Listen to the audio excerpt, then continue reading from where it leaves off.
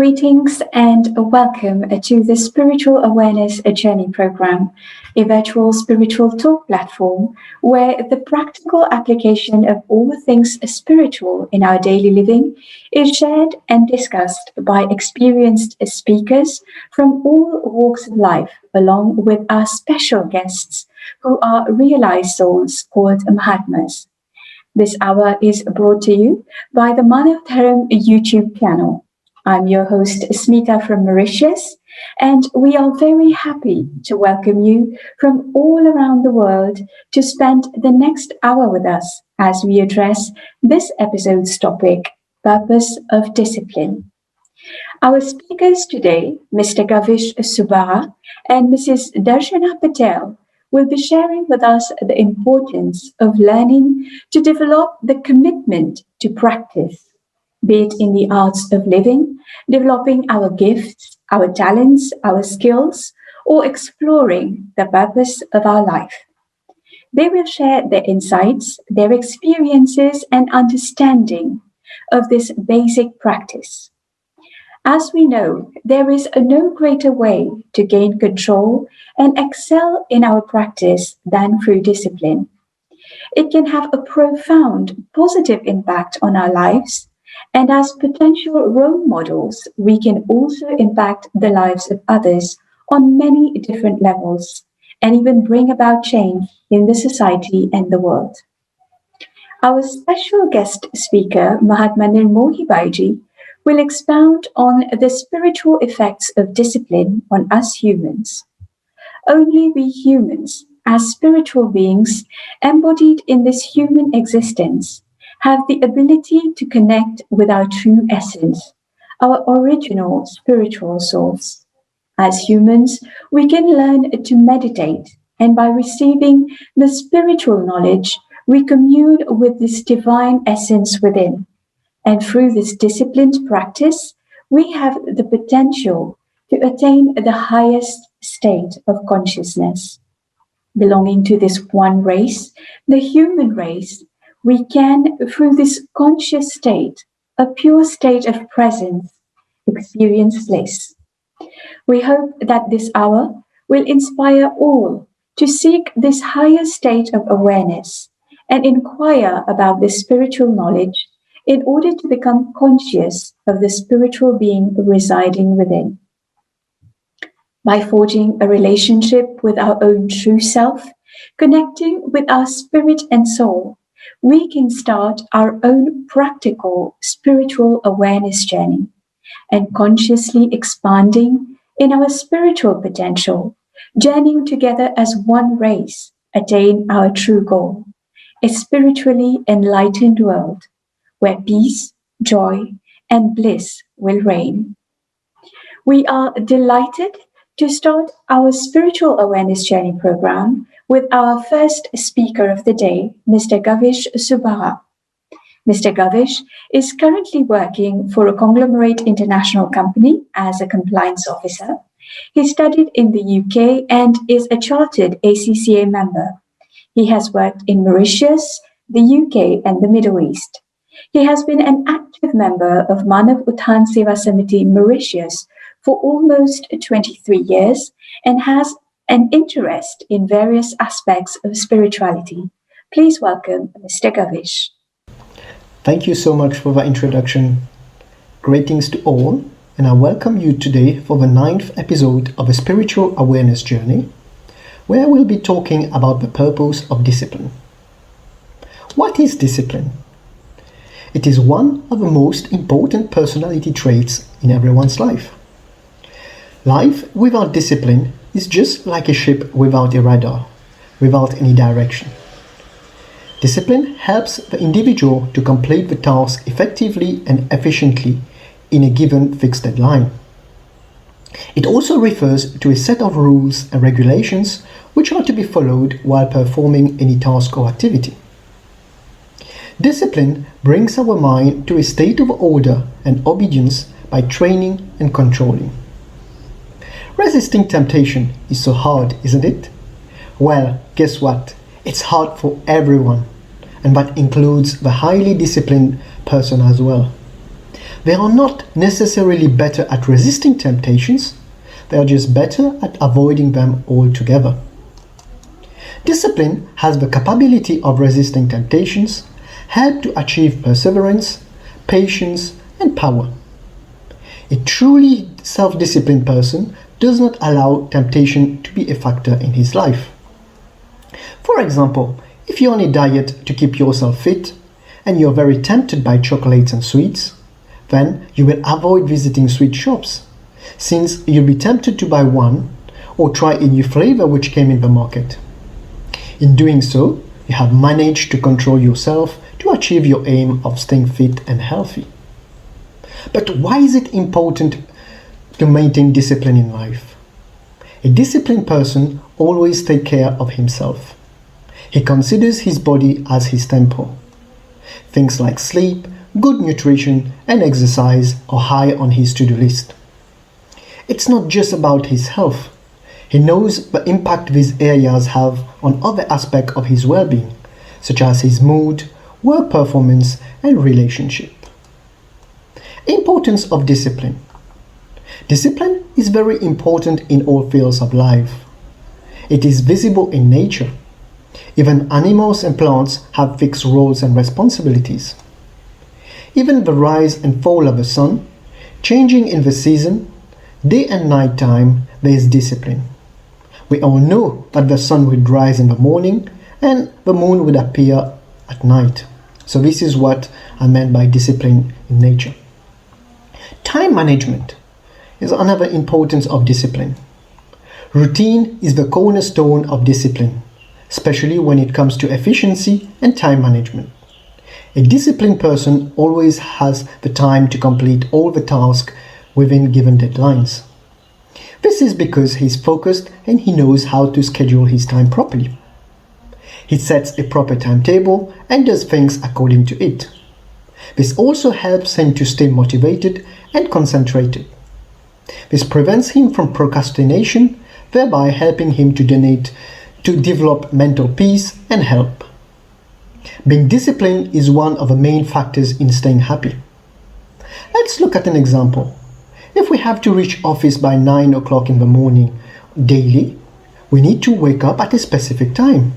We need to have breakfast, get ready, and commute to work. In order for us to achieve this, we have to discipline ourselves, and in turn it develops into a routine. Achievements. Another importance of discipline. Disciplined persons are more motivated and concentrated. Therefore, they achieve more when compared to a person who is not disciplined with activities he undertakes. Do you know that as per a study, 92% of people are able to achieve their goals in life because of the sole reason of being disciplined? For example, discipline is key of success in a student's life. A student who obeys the teachers, rules of school never faces any hardship. He is loved and respected in his school. For example, a singer may have a good voice, but if he needs to practice, train, and expressions added to it, then only he'll be able to sing beautifully. But if he practices for one day and doesn't do it the second day, then wakes up late another day and feels lazy to train, this shows someone without discipline. If there's no discipline, we will experience that more efforts are required, but results are less. However, if we include discipline in our lifestyle, we will need lesser efforts and get better results. Respect. Another importance of discipline. Discipline invites respect, whether it's your kids or your co-workers. It is wise to discipline our kids sooner rather than later. They may not like it, but they will respect you for taking the time to correct their behavior. The same way, respect is earned, and often people who are most respected don't have to try to earn it. They simply take action in a way that makes others feel admiration. Without respect, it's hard to lead a company, manage a team, or gain accomplishments. A disciplined person is always respected by society. He is looked upon as role models and mentors. Through discipline, they work hard and achieve their goals which made them a respectful figure in the eyes of others. Discipline improves mental health. Modern society suffers a lot from anxiety and depression. We cannot blame them for their condition. Just by maintaining a little discipline in their life, they can easily improve it. Discipline will help them to reduce stress and take control of their task. They would be able to overcome their fears and also control their emotions. Let me relate you a story of a boy who had a very bad temper.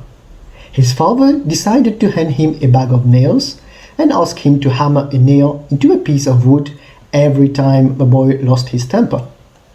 On the first day, the boy hammered 37 nails.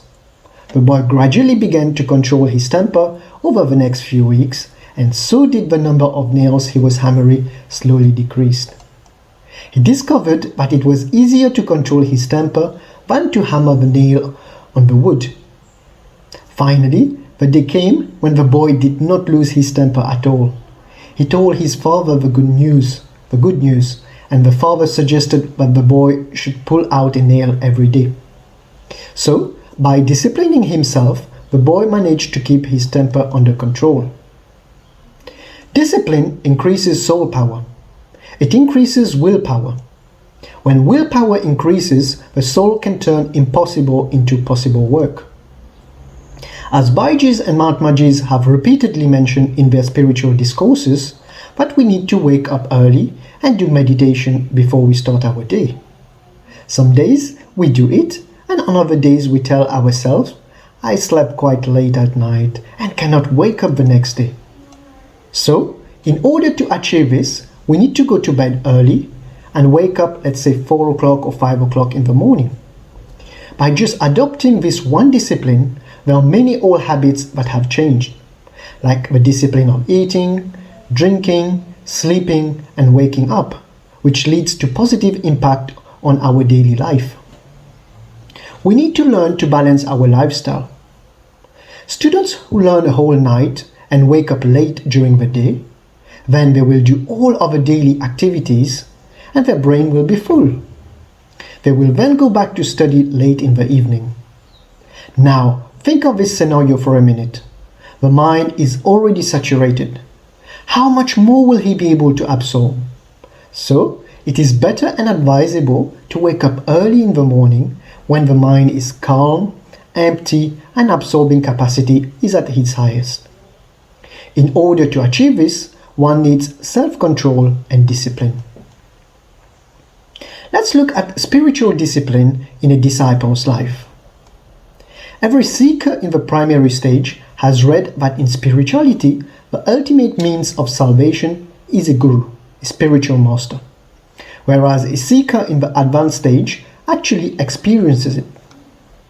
Most seekers are unaware of what they should do to acquire a guru. As a result, not only the present, but several future births are wasted. To be accepted as a disciple by a guru, one needs to gain the grace of a saint. However, to enjoy the guru's continuous grace, one has to constantly earn his blessing. The more your soul knowledge grows, the freer you become.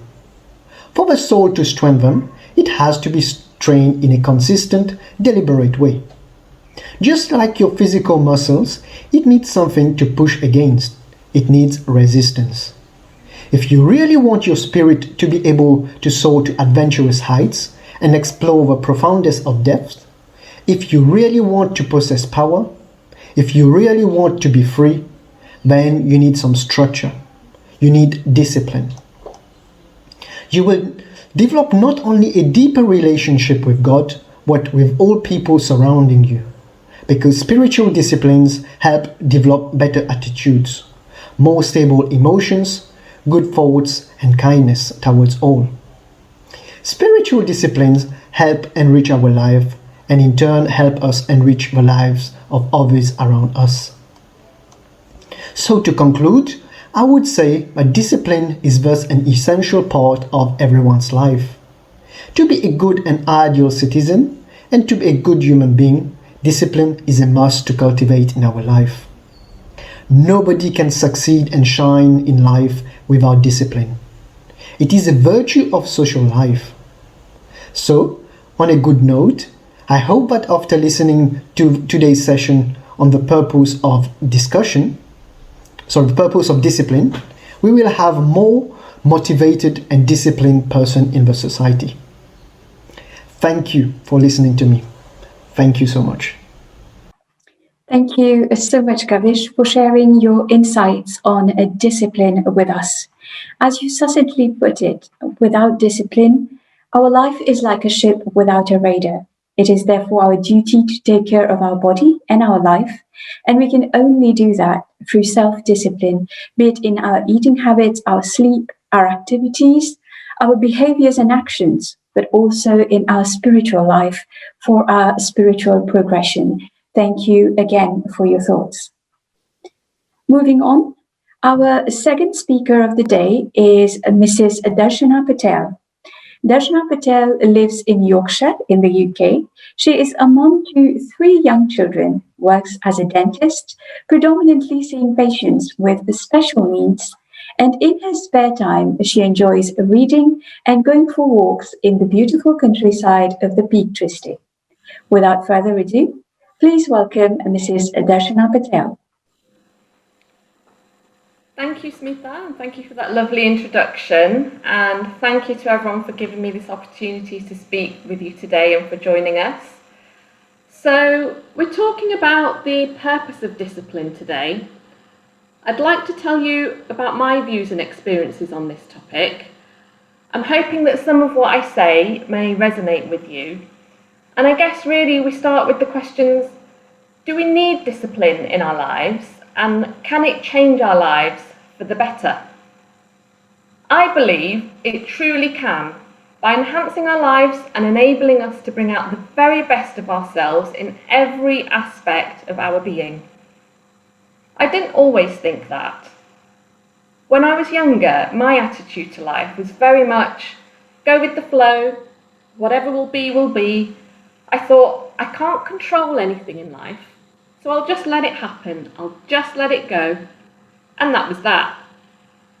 The concept of discipline that I had in my head, it was something that sounded very strict, very harsh, definitely not something that I wanted in my life.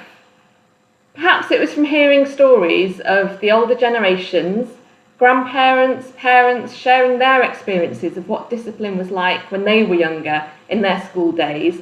Thankfully, something that's very different to our experiences today.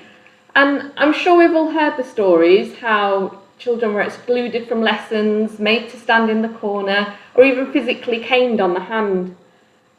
Thankfully, things are very different now, and we have a much more holistic approach where parents and teachers think about the child's needs first. But the concept of discipline, it was only something that conjured up very negative images in my mind.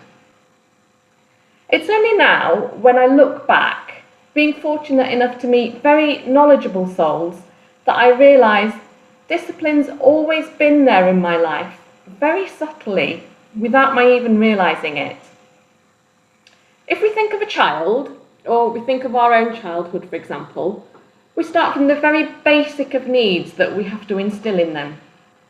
Every day, they know that they have to wake up, they have to brush their teeth, make their bed, have breakfast, go to school, listen to the teacher, sit still in the lessons, focus on what's being taught, and so on and so on.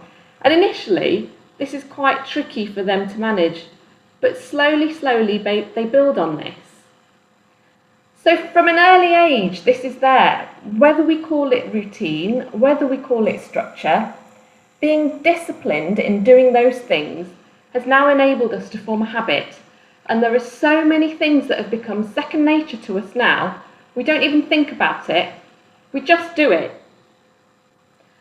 And then I realised my mind had been focused on the negative impacts of discipline on my grandparents, but I'd failed to see where they had a wonderful foundation in their day-to-day life because they'd implemented very positive routines into their life, a much more positive form of discipline.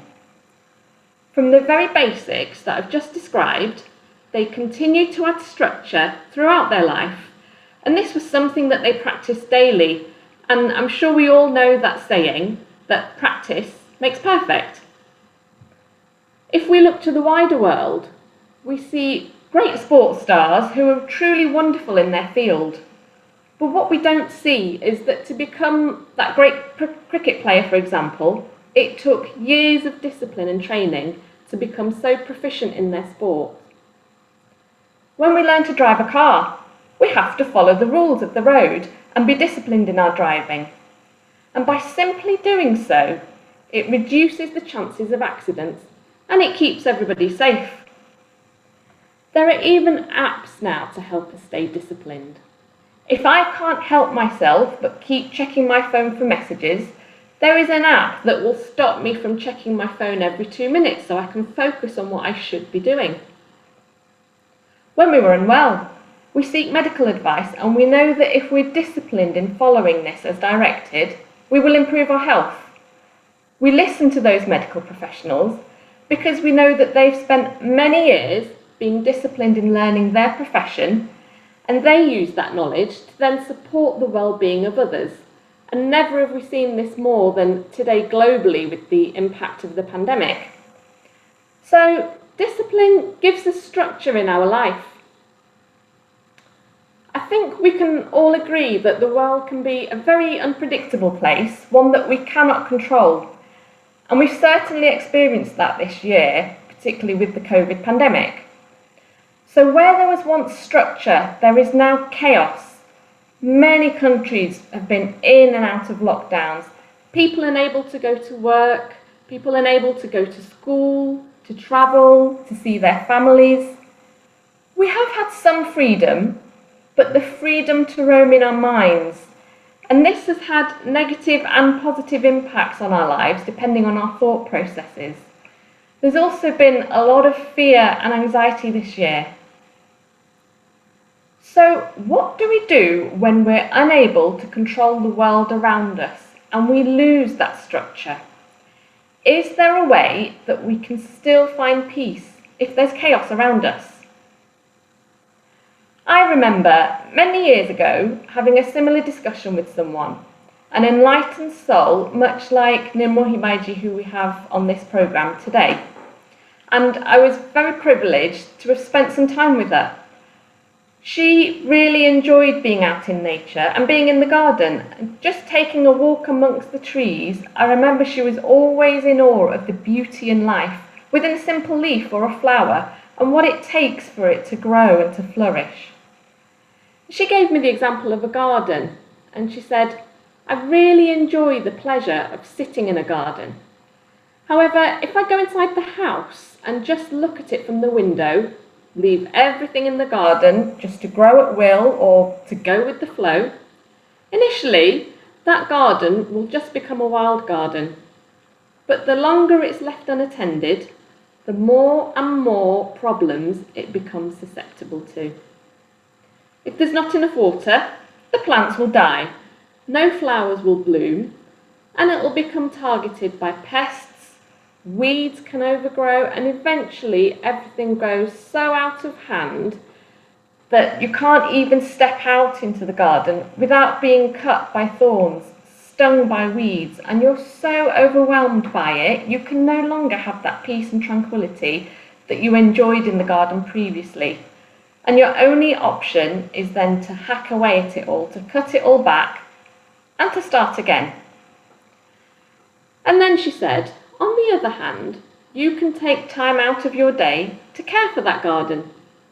You may not directly be able to control the plants and to make them perfect, but you can watch over them and nurture them.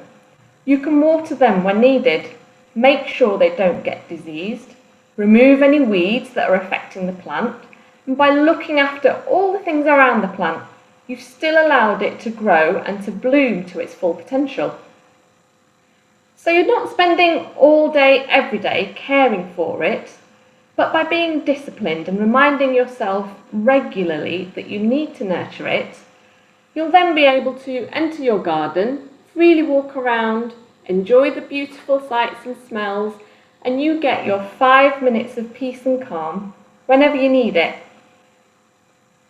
And then she said, now imagine that garden is your mind. Is your mind a place of freedom and calm? Somewhere you can go to balance yourself away from this busy world? Or is your mind a very hectic, chaotic place where you cannot focus your thoughts, your feelings, your emotions, much like that overgrown, out of control garden? If the latter is the case, where do we go to find peace? And this was really profound for me, because we've established that we cannot always control the world or the people around us, but if we cannot be happy and safe within our own mind, where do we have left to go? So has the garden of our mind been nurtured? Has it been cared for? And for many of us, we haven't allowed ourselves time for this, so there can only be chaos and erratic thoughts in our mind that very easily grow out of control, encouraging those weeds of negative thoughts. There's no space left for positive thoughts to blossom and to bloom. However, if we maintain a discipline of self-care, self-love, then we can remove the weeds of negative thoughts and emotions. And by self-care, I mean looking after our bodies, ensuring we eat well, we sleep well, we show ourselves some compassion, which then enables us to show everyone around us compassion as well. This nourishes and it nurtures our body, which ultimately it promotes well-being of the mind. And we've previously had lots of wonderful episodes in this series that have covered those topics, and I'd really encourage you to watch those if you haven't done so already. So to carve out time for yourself, it requires great discipline. It can often lead to feelings of guilt that you're somehow being selfish. However, I've found that once I nourish my mind and my body, I'm better able to care for my family, dedicate myself to my work, and just deal with the ups and downs that life often throws at us. Showing yourself some care and compassion works wonders. I'm still on this journey, and there are days I do this easily, and there are days that I really can't. However, I'm truly grateful to have a beacon in my life, a spiritual master who can guide me and keep me on track when my discipline wavers.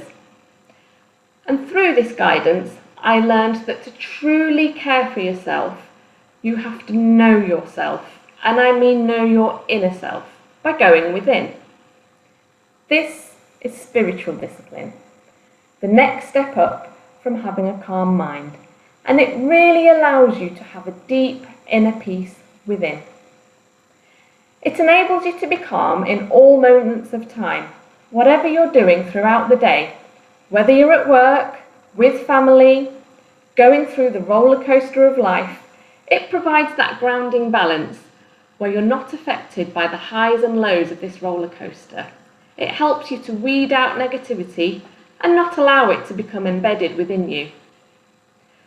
Connecting with your inner self allows you to bloom from your deepest being and see beyond this human body that we're not just flesh and bones, but we're all connected by a form of energy, whether you call it soul, whether you call it spirit, or any other word.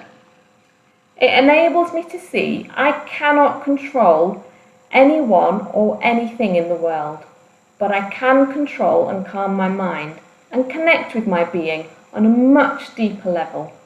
And this brings more joy than anything in the world. So, the purpose of discipline. It gives you a good routine and structure, and it can help you to get through your day-to-day life. It can help you to take time out of your day for yourself, giving you a few moments of peace, and enables you to practice some self-regulation, calming your mind in that moment. Spiritual discipline enables you to be the very best version of yourself without being dissociated from the everyday things that we do in life. And when we show great commitment to being disciplined, we truly can blossom in this beautiful garden of life. I'm really thankful to you all for listening, and I wish you all great health and happiness. Thank you. Thank you so much, Darshana, for your views and experiences on today's topic. As you rightly said, discipline adds structure to our life.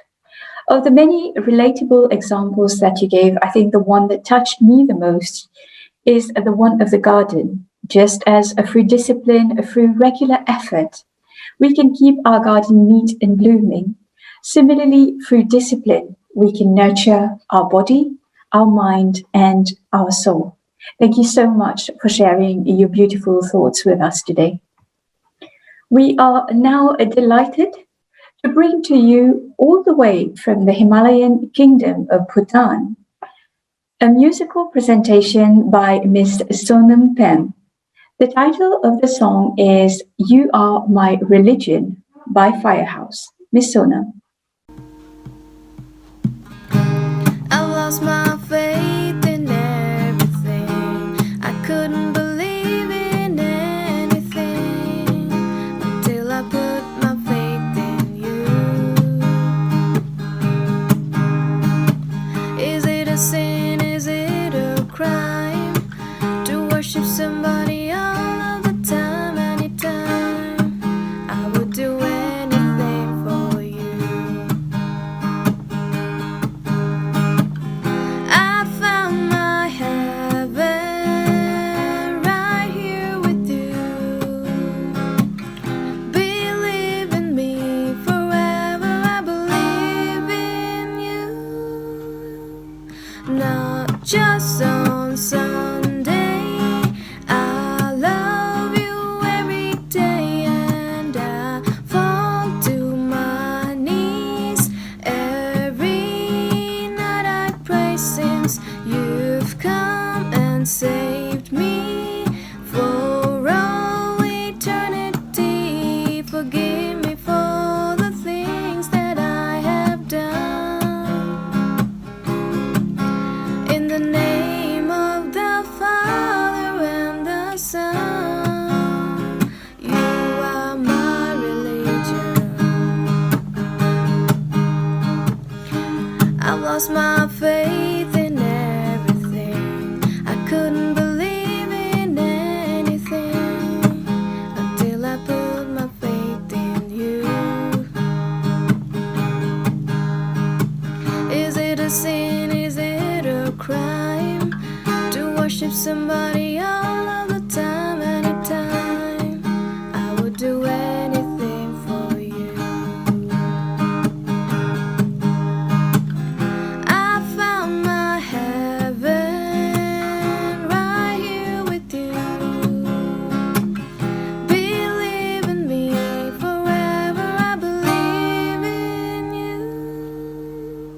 Not just on Sunday, I love you every day, and I fall to my knees every night. I pray since you've come and saved me for all eternity. Forgive me for the things that I have done.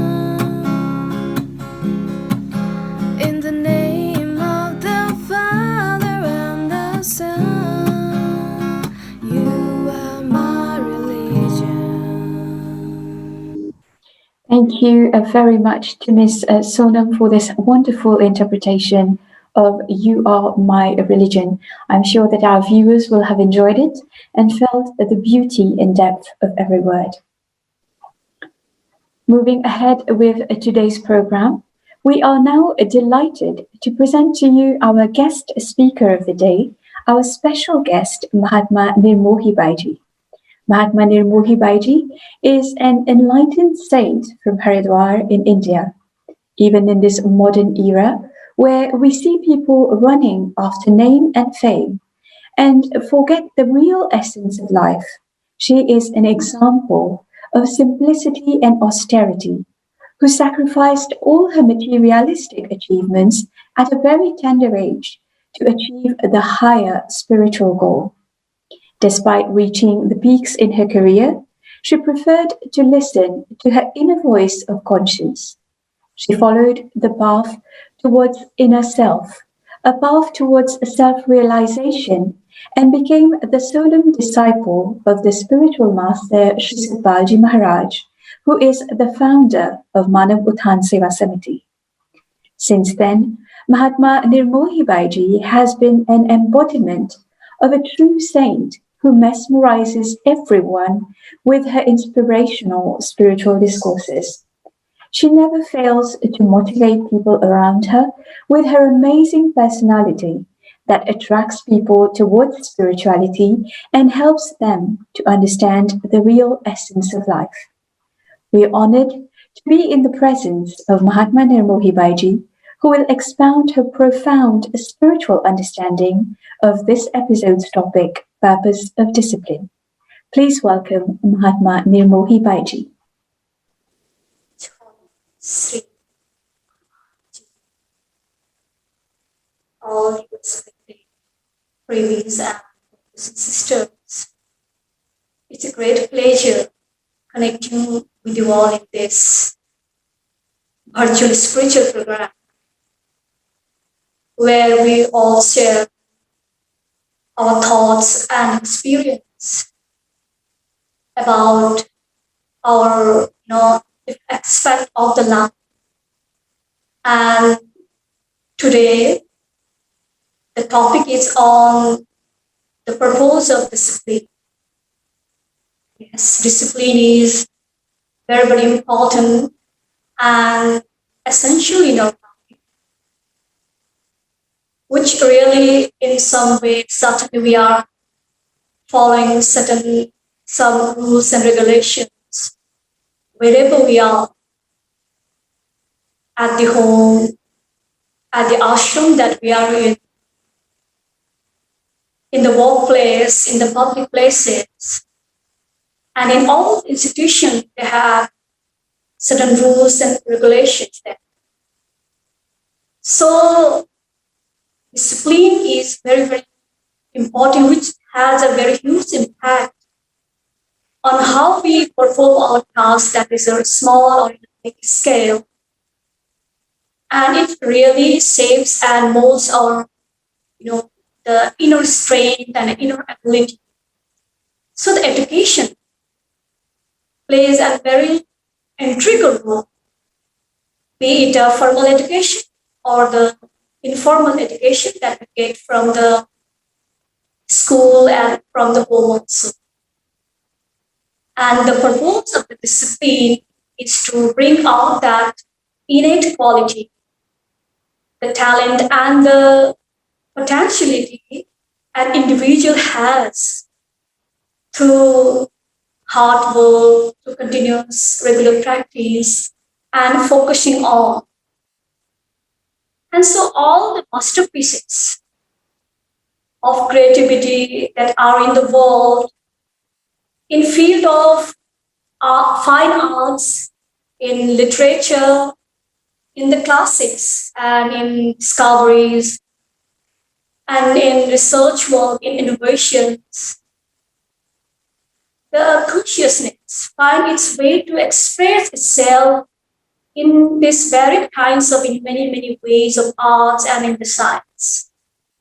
So it's very important, and behind all the success story of a person, discipline is the first step that one has to take towards the achievement, towards to get the achievement or towards the success. So we are all listening about it from the former speakers in a very, very good way.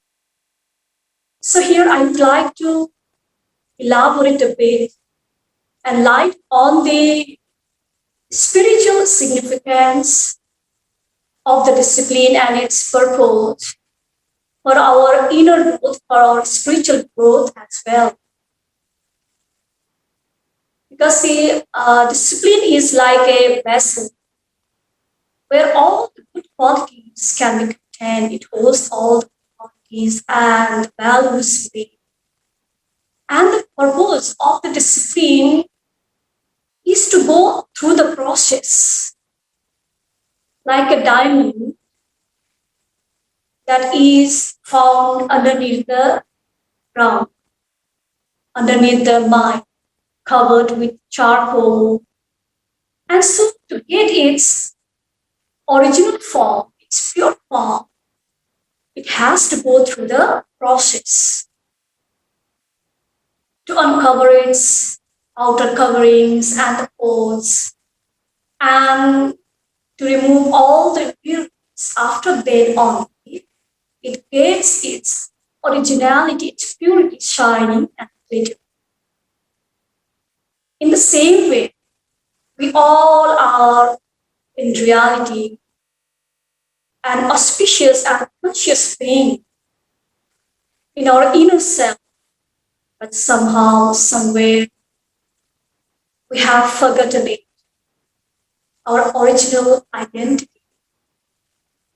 Because of so many kinds of the false impressions, illusions, some kind of misunderstanding, misconception is there within. And so, how to remove it? So, for that, we need the right knowledge, the right process presented by the master.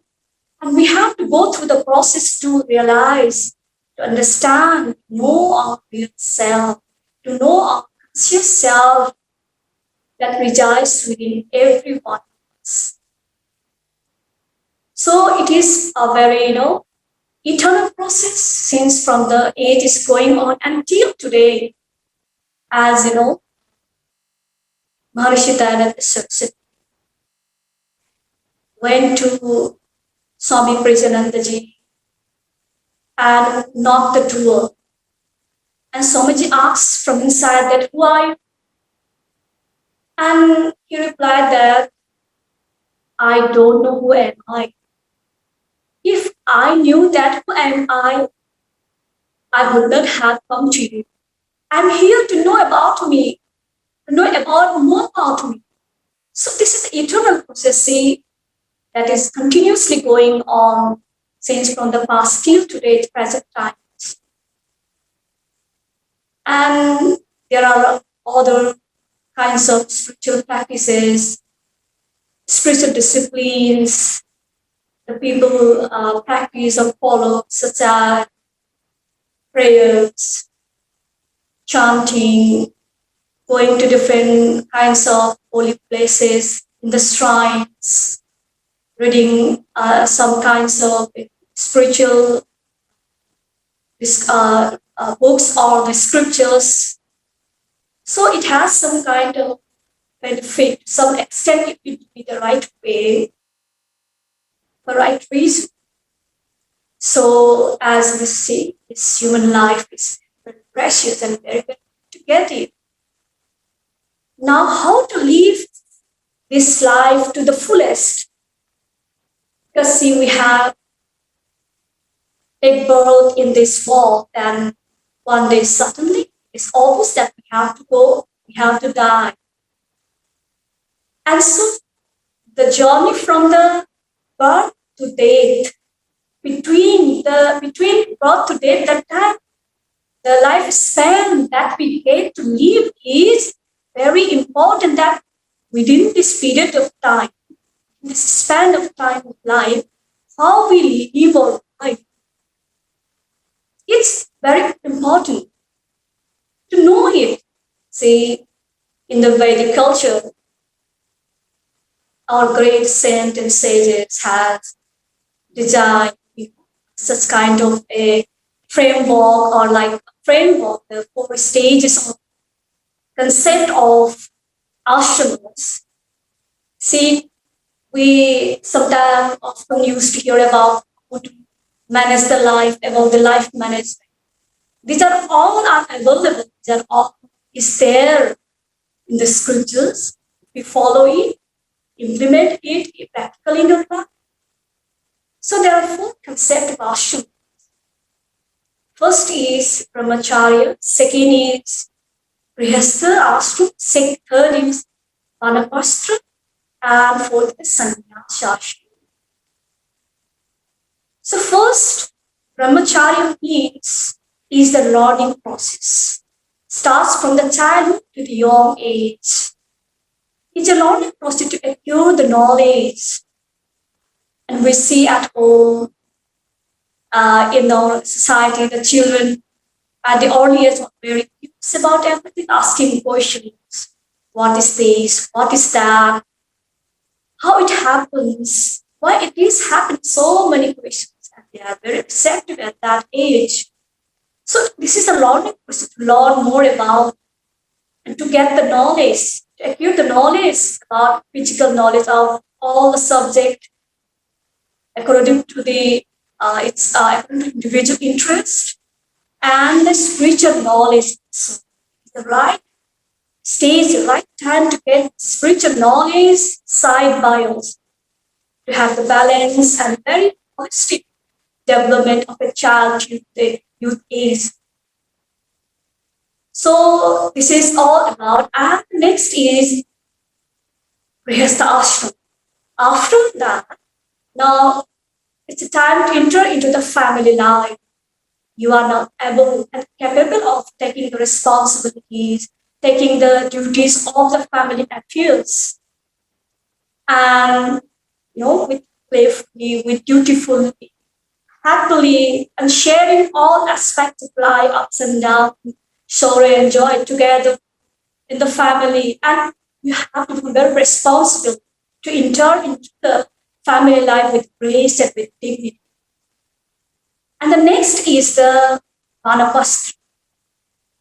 Means after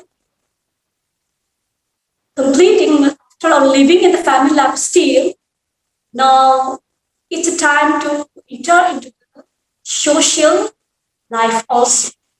Because now you are not limited, you should not limit yourself in family only.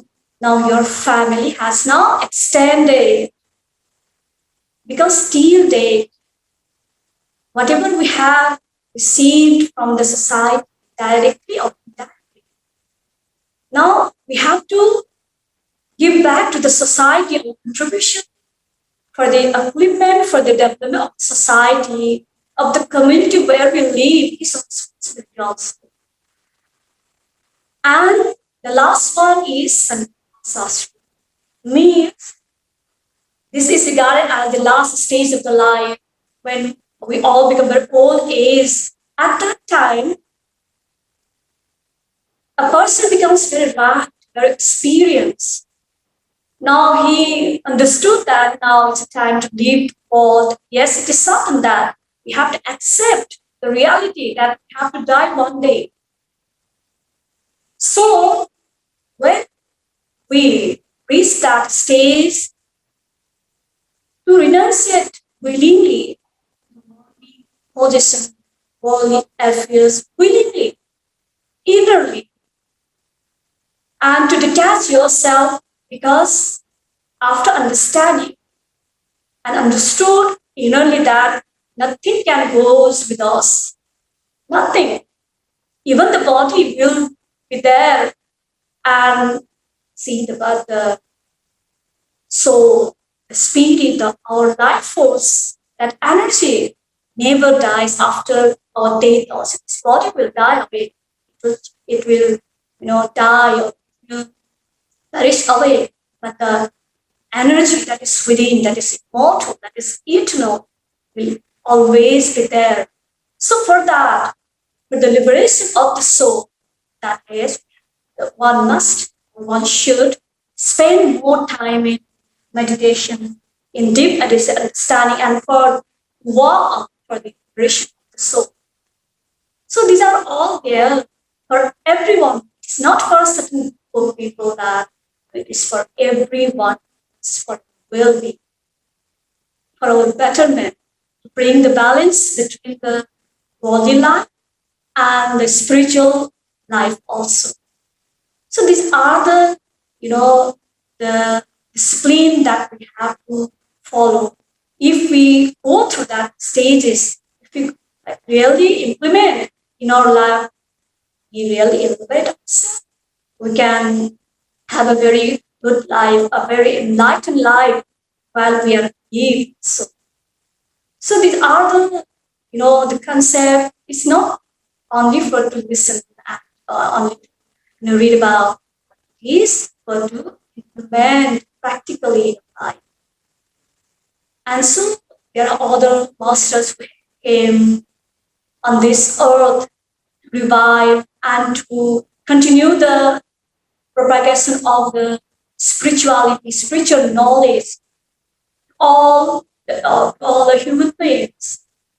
So as Lord Buddha has also propounded five principles of Dhamma, or the righteousness, the following non-violence, truthfulness, non-stealing, and self-discipline, and the last, avoiding drinking alcohol and liquor. So these are all for the goodness of us. Non-violence, not to harm the others by our action, by our words, by our speech, even by our thoughts. And non-stealing, to be honest, to be sincere in our walk, in our life, and be content whatever we have blessed with, and to avoid from the drinking of the liquids and alcohol, which really cause damage to our health and to our mental health also. So this is the Panchashila, as it is said. So Panchashila, these are the five principles of righteous living. And this same Panchashila, the word, is used in the foreign policy of India.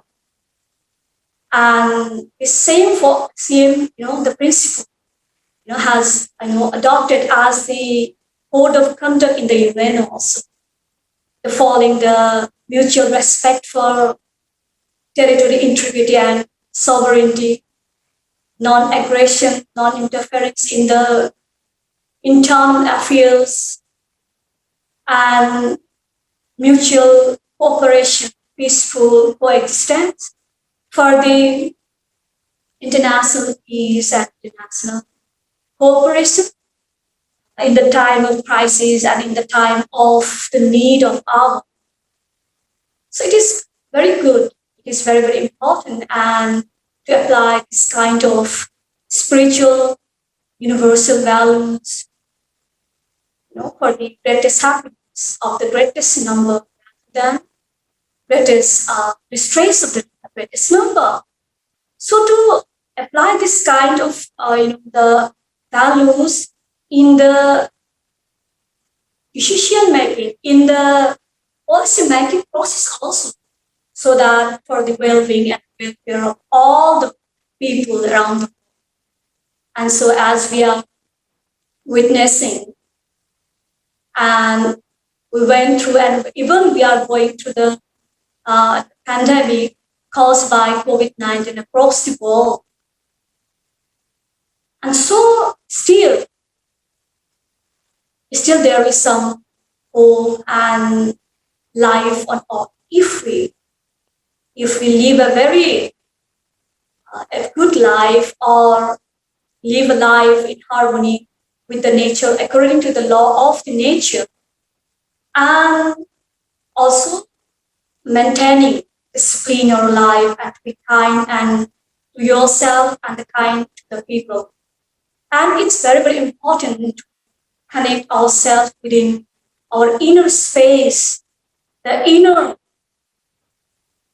reality that through initiated by the master. Always meditation is very, very important to connect ourselves within. And this is the only way that we can follow in every situation, in every circumstances, wherever we are. So it is a very easiest process that we can practice well-being of ourselves and of the people around. And maintaining discipline is very important in our life. So we can go through all circumstances, discipline ourselves. this world. Thank you so much, Mahatma Nirmohi Baiji. We are deeply grateful for the wonderful and inspiring thoughts that you shared with us today. As you beautifully said, just as a process is required to polish the diamond to bring out its shine, similarly, the practice of discipline brings out the best of ourselves. In spirituality, it removes the layers of our ignorance to bring out the full potential of our consciousness. Thank you once again, Mahatma Nirmohi Baiji.